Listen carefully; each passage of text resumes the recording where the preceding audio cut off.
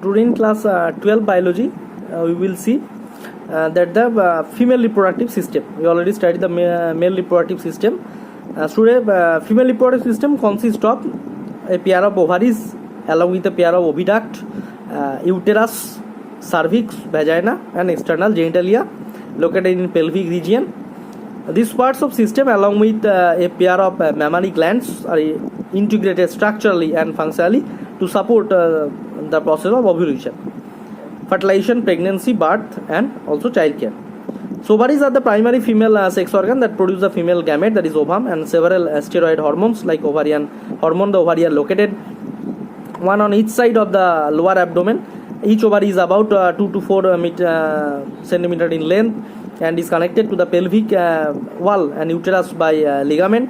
Each ovary is covered by a thin epithelium which exposes the ovarian stroma. The stroma is divided into two zones. One is the peripheral cortex and inner medulla. The oviduct, that is fallopian tube, urethra and vagina, constitute the female accessory ducts. Each fallopian tube is absent about 10 to 12 centimeter long and extended to form a periphery of each ovary to form the uterus. The part closer to the ovary are funnel shaped, that is infundibulum, and the edges of the infundibulum possess like finger like projection called the fimbriae, and with the help of this actually help to collect the ovum after ovulation. The infundibulum leads to the wider part that is called ampulla, and the last part of the oviduct, that is isthmus, has a narrow lumen and joins the uterus. The uterus is single and is called the womb. The shape of uterus is like the inverted pear. It is supported by the ligaments and attached to the pelvic wall. Uterus open into the vagina through a narrow cervix. The cavity of cervix is called cervical canal, and along with the vagina, the external thin membrane perimetrium, middle thick layer of the smooth that is the muscle, that is myometrium, and the inner glandular, that is called endometrium. So perimetrium, myometrium, and endometrium, these are the layer of the uterine cavity. The endometrium undergoes cylindrical, that is cyclical changes also. There is a menstrual cycle, which is a myometrium exhibit strong contraction during the delivery of the baby.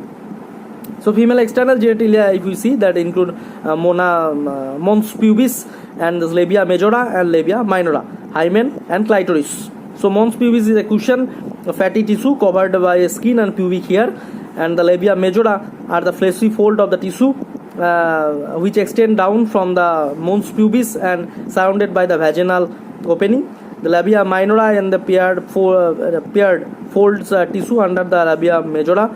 The opening of the vagina is often covered partially by a membrane called the hymen, and the clitoris is a teeny finger-like projection which lies at the upper junction of the two labia. That is two labia, that is above the urethral opening. The hymen is also often torn during the first coitus, that is intercourse. So it is also the a reliable indicator for virginity.